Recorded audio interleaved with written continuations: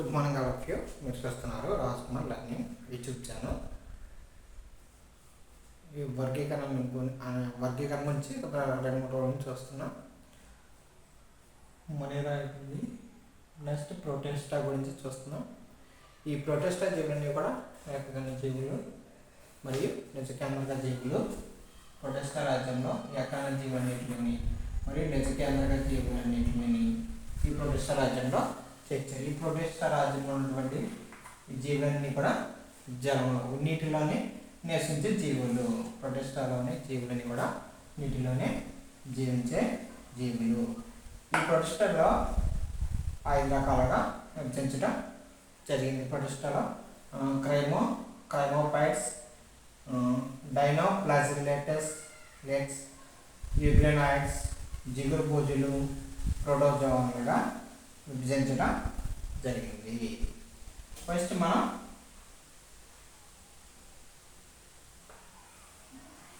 Chrysophytes గురించి తెలుసుకుందాం.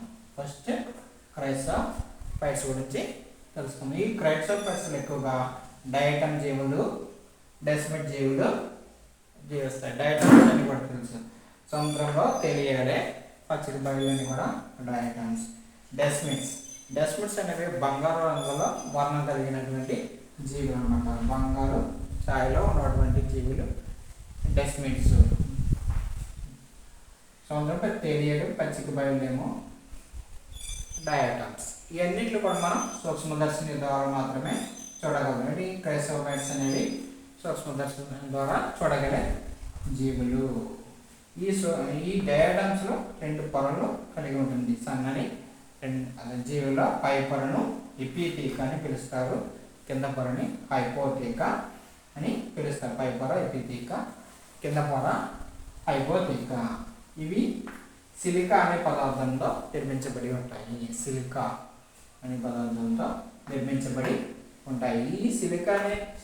అనే పదార్థంతో ఉండటం వల్ల అవి గరుకుగా రంధ్రయుతంగా ఉంటాయి.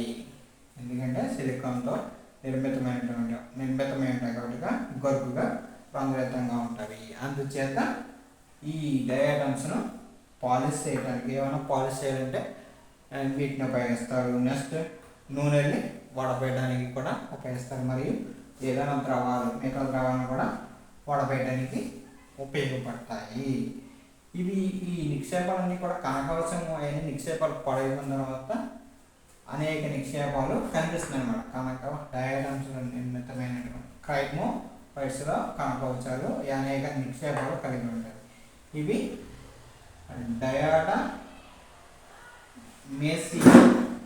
డయాటమేసియన్ అనే మృతిగా కనిపిస్తుంది.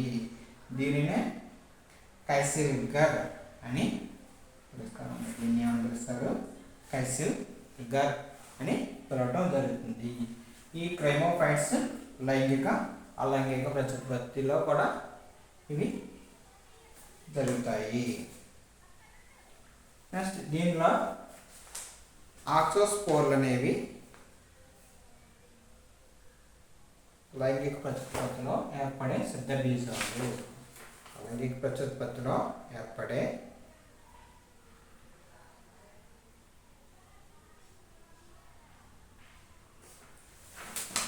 క్రైమోఫైట్స్ లైంగిక అలైంగిక ప్రత్యుత్పత్తిలో ఇది తన సంతానాన్ని డెవలప్ చేసుకుంటుంది, వృద్ధి చేసుకుంటుంది. లైంగిక ప్రత్యుత్పత్తిలో ఏర్పడిన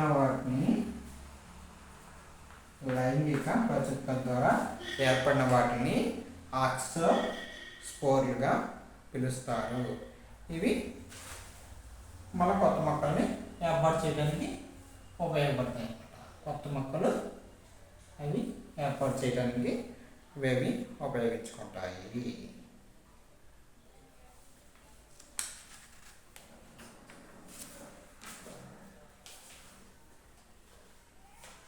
నెక్స్ట్ తర్వాత డైనోప్లాజిలేటిస్.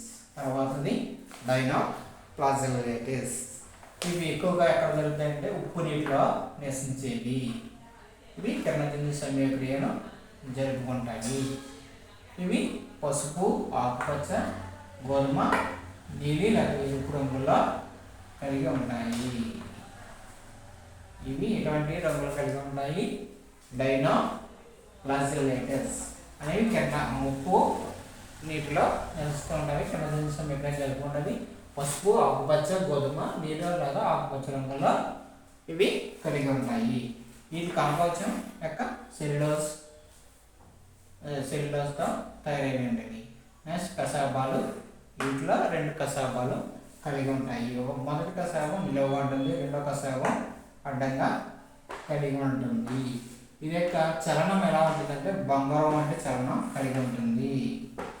ఇది కసాబం. ఇది చలనం బంగారం వంటి చలనం కలిగి ఉంటుంది. దానిని వెల్డింగ్ లీప్ అంటారు. గుర్తుపెట్టండి, వెల్డింగ్ లీప్ అంటే బంగారం వంటి చలనం. దాన్ని వెల్డింగ్ లీప్ అని పిలుస్తారు.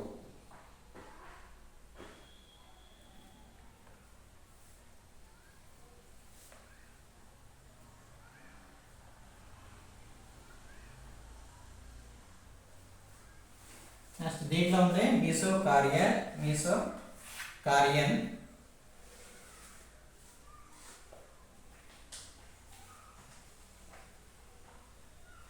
మీసోకారియన్ అంటే క్రోమాటిన్లో హిస్టోన్ అనేవి ఉండవు. దీన్ని మీసోకారియన్ అంటారు. క్రోమాటిన్లో హిస్టిన్ అనే పదార్థం ఉండదు. దానిని మీసోకారియన్ అంటారు. క్రోమాటిన్లో హిస్టిన్ అనే పదార్థం లేకపోవడం వల్ల దానిని మీసోకారియన్గా పిలుస్తారు. నెక్స్ట్ ఇవి జీవ సందిప్తిని కలిగి ఉంటాయి. అవి రంగును వెలుతురును కలగజేస్తూ ఉంటాయి. రంగుని కలిగి ఉంటాయి. అవి ఏంటంటే నాక్టిలోకా, డైనో ఫ్లాజెల్లేటా. నాక్టిలోకా, డైనో ఫ్లాజెల్లేటా అనేవి ఏం కలిగిస్తాయి? జీవ సందిప్తిని కలిగిస్తాయి. దీనిలో ఉండే ఒక రకం గోనియోలాక్స్ అనే డైనో ఫ్లాజెల్లేటాలో ఫ్లాజెల్లేటా అనేది ఎరుపు రంగులో ఉంటుంది. ఎరుపు రంగులో ఉండటం వల్ల సముద్రం అంతా కూడా ఎలా కనిపిస్తుంది అంటే సముద్రం ఎరుపు రంగులో కలిగిస్తుంది.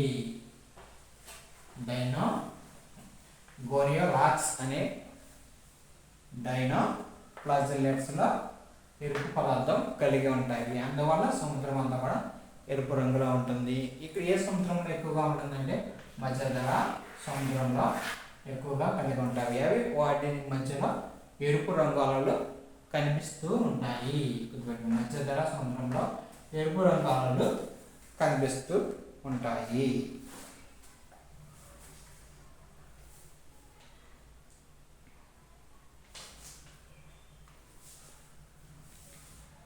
ఇవి అధిక సంఖ్యలో ఉన్నప్పుడు నీటి నుంచి వెలువడే విష పదార్థాల వల్ల చేపలు మరియు లేదా సముద్ర జీవులను కూడా చంపివేయగల సామర్థ్యం కలిగి ఉంటాయి.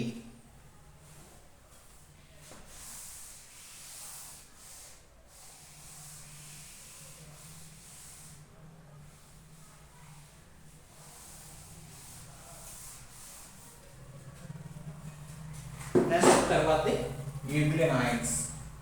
యూగ్లినైడ్స్ అనేవి మంచినీటిలో నివసించే జంతువులు. వీటిలో ప్రోటీన్ పదార్థం ఉంటుంది. యూగ్లినైడ్ మంచినీటిలో పెరిగే జీవులు. వీటి కణకవచం ప్రోటీన్ అణువులతో తయారవడం ఉంటుంది వలన దానిని పెల్లికిల్ పొరగా పిలుస్తారు.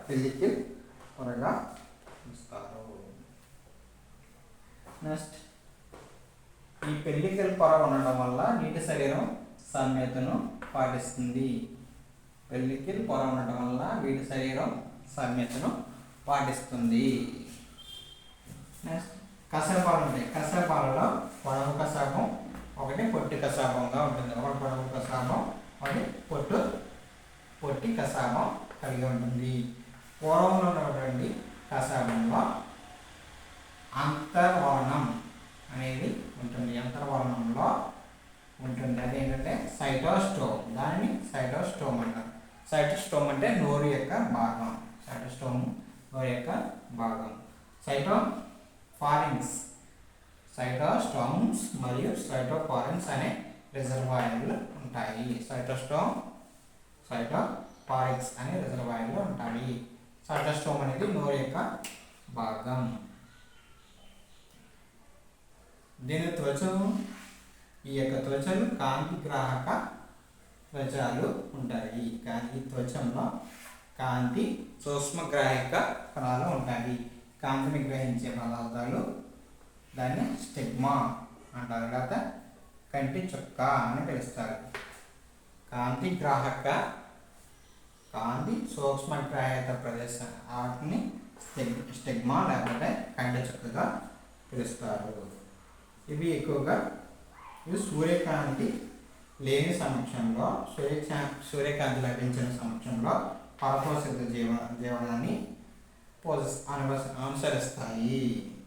దాంట్లో యూగ్లినాలో అనుదైర్ఘ్య విధావిచ్ఛిత్తి జరుగుతుంది. యూగ్లినాలో అనుదైర్ఘ్య విధావిచ్ఛిత్తి జరుగుతుంది. నెక్స్ట్ దీంట్లోనే పామెల్లా అనే దశను కూడా మనం కనుగొనవచ్చు. యూగ్లినాలో విధావిచ్ఛిత్తిలో ఏ దశను కనుగొనవచ్చు?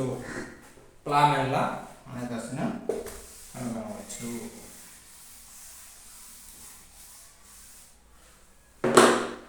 నెక్స్ట్ జిగురు బూజులు. ఈ జిగురు బూజులు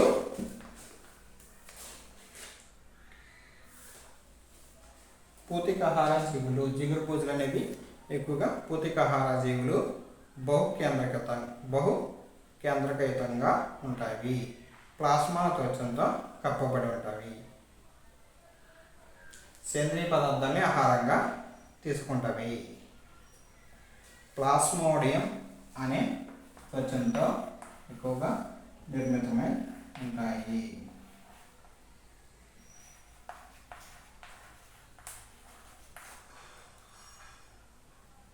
ప్లాస్మోడియం అనే త్వచాలు ఎక్కువగా వీటి కలిగి ఉంటాయి.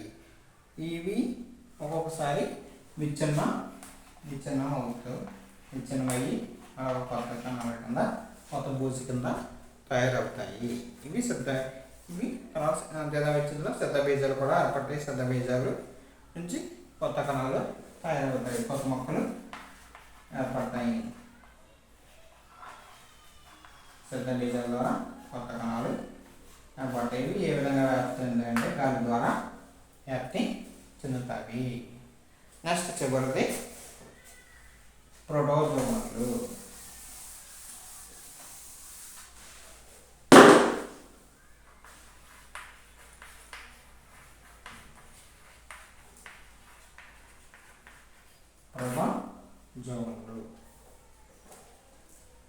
ఈ ప్రోటోజోన్లన్నీ పరపోషక జీవన విధానాన్ని అనుసరిస్తాయి.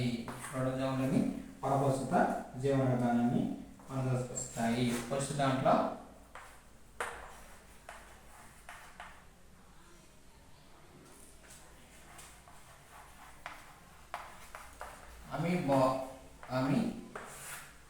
అమీబాయిడ్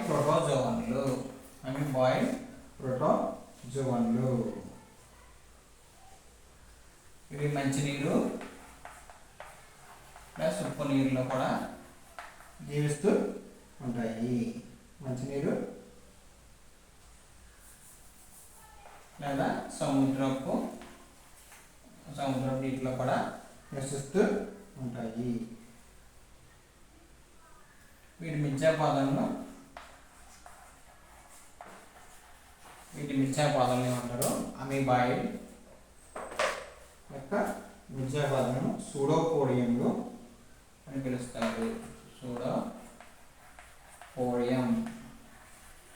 వీటిని సూడోపోడియంగా పిలుస్తారు. ఈ సూడోపోడియంలు అనేవి చలనానికి ఉపయోగపడతాయి లేదా ఆహారాన్ని సేకరించడానికి ఉపయోగపడతాయి.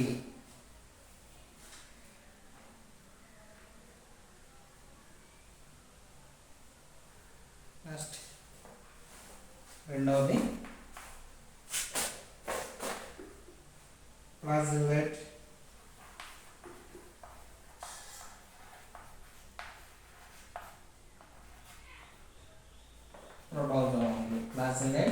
ప్రోటోజోన్లు.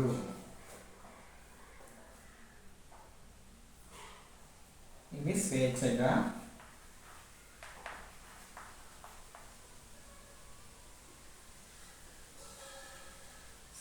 కానీ పర్ణజీవులుగా కానీ జీవిస్తూ ఉంటాయి. కశపాలు కలిగి ఉంటాయి. ఇవి కశపాలను కలిగి ఉంటాయి. ఇవి అతి నిద్ర వ్యాధిని కలిగిస్తాయి.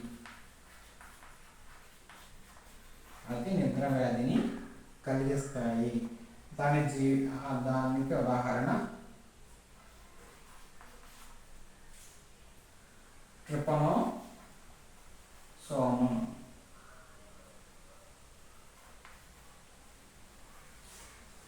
ఫ్లాజెల్లెట్ ప్రోటోజోవన్లు అతి నిద్ర వ్యాధిని కలిగిస్తాయి. దానికి ఉదాహరణ ట్రిపనోసోమా. నెక్స్ట్ థర్డ్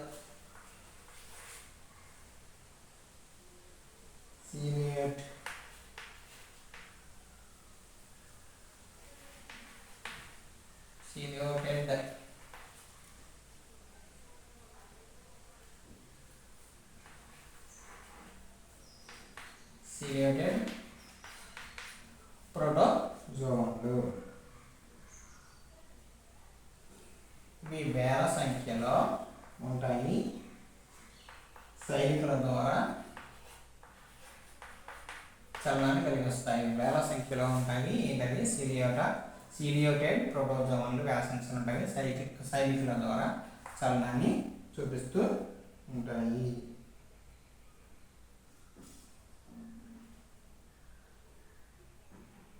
వీటిలో గుంట మొదటిగా ఉండే ప్రదేశం గుంటలాగా ఉంటుంది. దీన్ని జీర్ణాశయం. ఈ జీర్ణాశయం ద్వారా వీటిని దానికి కావాల్సిన పోషకాలన్నీ కూడా తీసుకుంటుంది. దీంట్లో ఉండే జీవి పారామిషియం. నెక్స్ట్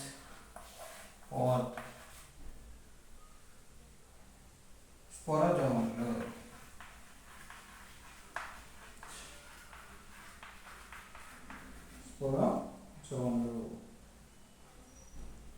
వీటి జీవిత చక్రంలో సంక్రమక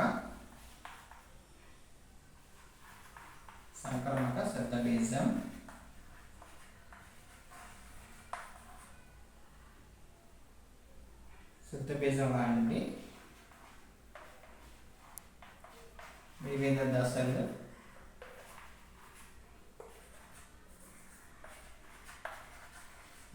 దశలు ఉంటాయి.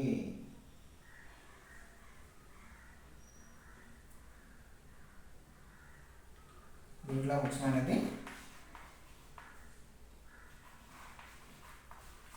ప్లాస్మోడియం. ఈ ప్లాస్మోడియం అనేది మనకు ఒక వ్యాధిని కలిగిస్తుంది. అదే మలేరియా.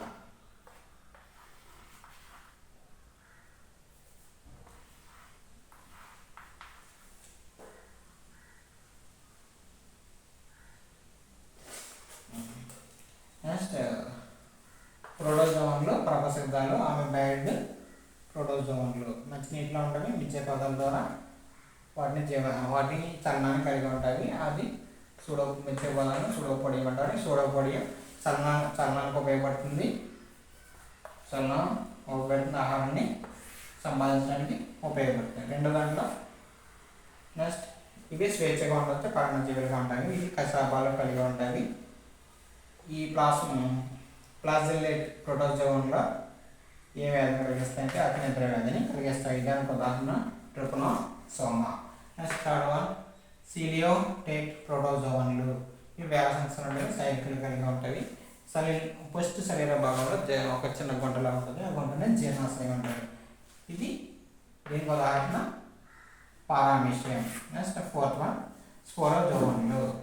స్పోరోలు సంక్రామిక శబ్దబీజాలు లాంటివి వివిధ దశలు ఉంటాయి. దీనికి స్పోరోజోన్లకు ఉదాహరణ ప్లాస్మోడియం. ప్లాస్మోడియం అనే జీవులు మనకు కలిగించే వ్యాధి మలేరియా అనే వ్యాధిని మనకి కలిగిస్తుంది. Thank you for watching. Next శిలీంధ్ర రాజ్యం గురించి తర్వాత వీడియోలో తెలుసుకుంటాం. Thank you.